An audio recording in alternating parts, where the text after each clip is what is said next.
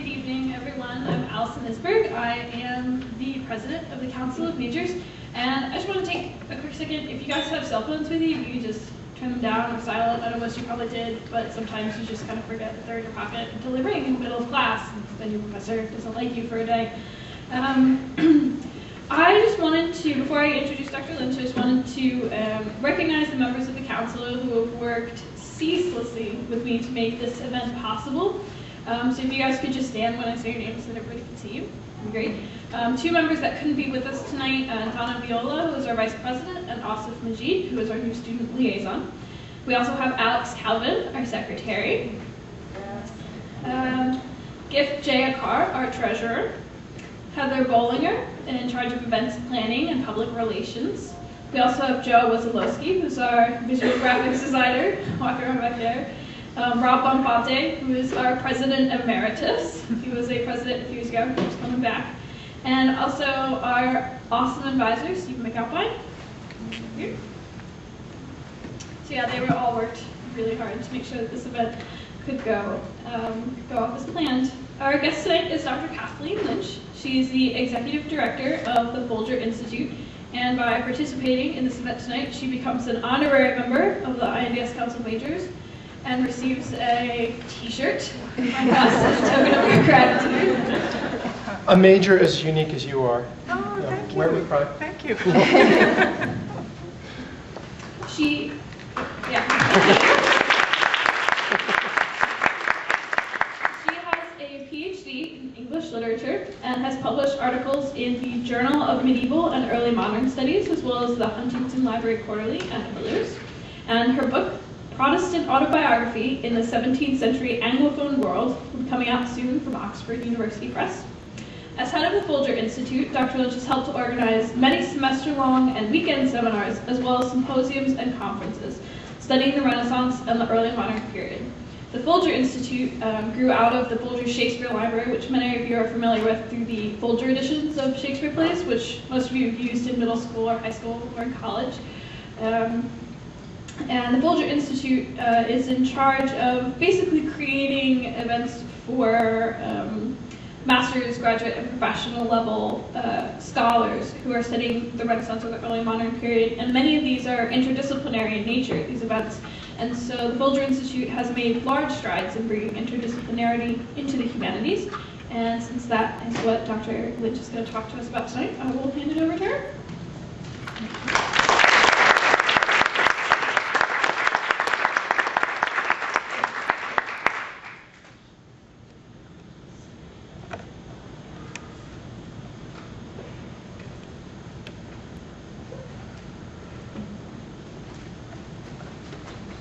Thank you, Allison. Thank you, everyone. Such a lovely, warm welcome, and I will wear the t-shirt with pride. I was cruising around your website, just looking up information about the Interdisciplinary Studies program, and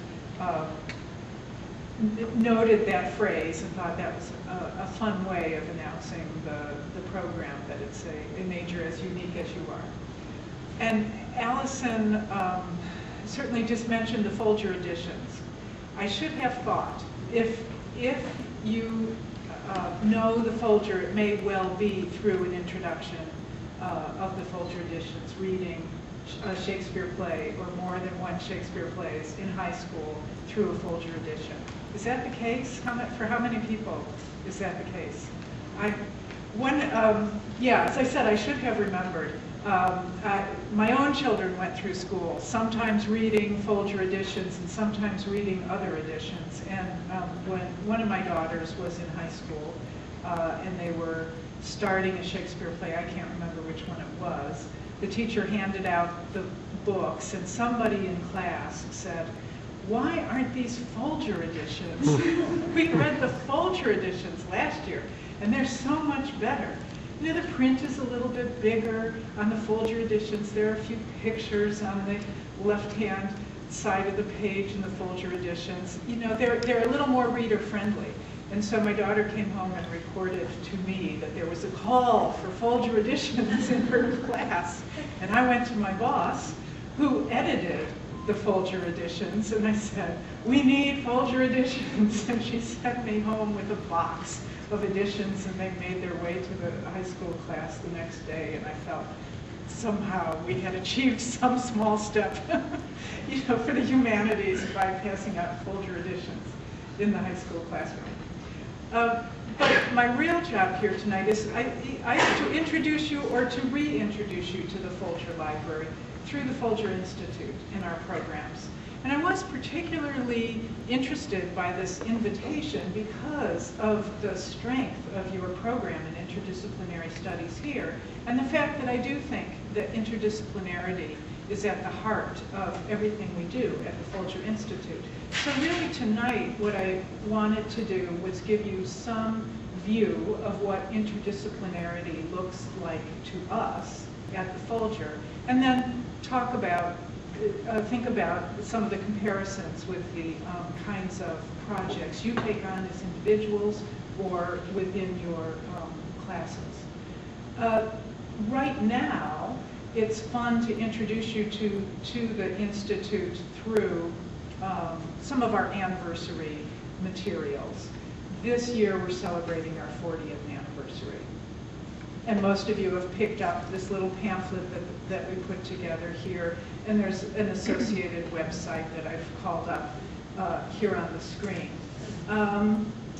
Let me read a little bit of that blurb to you. Let's just pick out a few phrases there, because among other things, the anniversary was an opportunity for us to ask ourselves, okay, who are we? If we're going to introduce ourselves to people, what do we have to say about ourselves? What, how do we introduce ourselves? So here we go. The Folger Institute is a center for advanced studies in the early modern humanities. Its programs gather university faculty and graduate students for scholarly investigation of designated topics. Blah, blah, blah. Let me jump down to the next paragraph. Under the Institute's auspices, dedicated centers for Shakespeare studies and the history of British political thought set the agenda for advanced study in those fields. For more than 40 years, Institute programs have reinvigorated research and teaching of scholars in the humanities. And it's that word reinvigorated that I want to spend a little bit of time with first. How do we reinvigorate teaching and research in the humanities? I would say, and I am saying, that it's really by, first of all, asking fresh questions, also revisiting perennially important issues in the humanities, and above all, by organizing interdisciplinary conversations. And it's striking to me, actually, that we didn't put the word interdisciplinarity into this blurb, because, as I've already said, I do think it's at the heart of most of what we do. Our emblem, I would like to think, of our willingness to take a fresh look at things is this series of infographics, what I've been calling infographics, that we commissioned on the anniversary. And you see here the three of them lined up on the web page, and they're also in the brochure. On the web page, flanking these little visual presentations of information are the brochures that represent the very first year of programming in 1971, the spring of 1971, and then the current year of programming. Let me see if I can let's just look quickly at, take a little look at some of these. First, the word cloud. I mean, Shakespeare's obviously there. They're pretty large size, and so is early modern, but you also see political thought. As I've already said, we've got two centers that specialize in Shakespeare and political thought. Renaissance is one of the biggest words in the word cloud, which is a little bit surprising to me because most scholars of that period no longer call it the Renaissance. Typically, we talk about the early modern period now instead of the Renaissance. And we can talk about that a little bit too, what difference it makes. Is there anything about this word cloud that surprises you or that you find particularly notable? And I should say this has come up Mostly from the titles of our programs. That was the database we were working with. Yeah? I don't usually associate political thought with the Renaissance. With the Renaissance or the Shakespeare Library, maybe? Yeah, yeah. Well, we're going to get to that whole center in a few minutes. But yeah, I think that is one of the things that's a little bit striking. I would say, first of all, just the fact that there is such a range of programs and authors' names. We've got Erasmus and Petrarch in there, in addition to Shakespeare, Milton, other individual authors. I know social history is in there, political history. Anything else that? Yeah. Paleography. Paleography, which is learning how to read the handwriting of the period. Because people wrote with a different system, and paleography is the ability to read that handwriting. Yeah. Paleography is a course that we teach every year, and we have taught from the very beginning, 40 years of now. Okay, so this, as I said, this is just one view of what we were doing. How do I close this?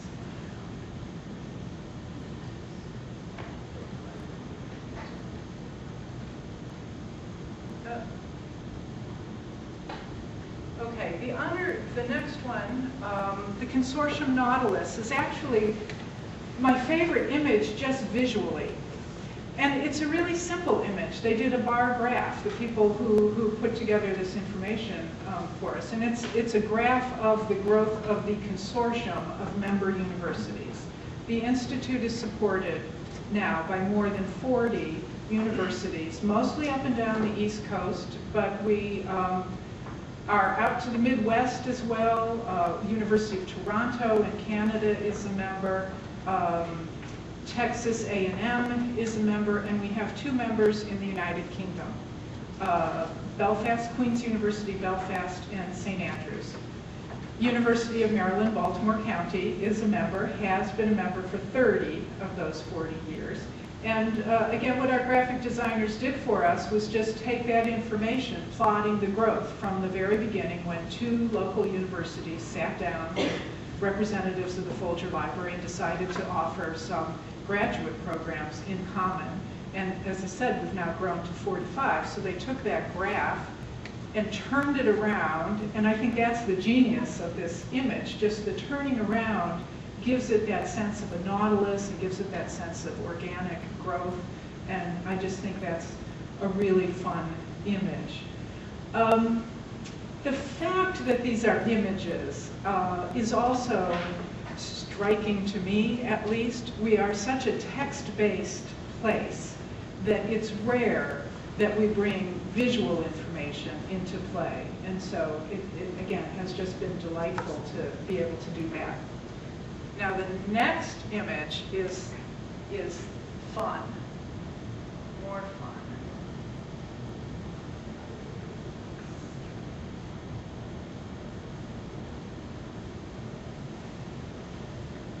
The compass rose, which again you have in paper, but on the web it turns and it reveals things and it's very interactive. And I will just move it around a little bit. But basically what you have is a series of shapes and colors.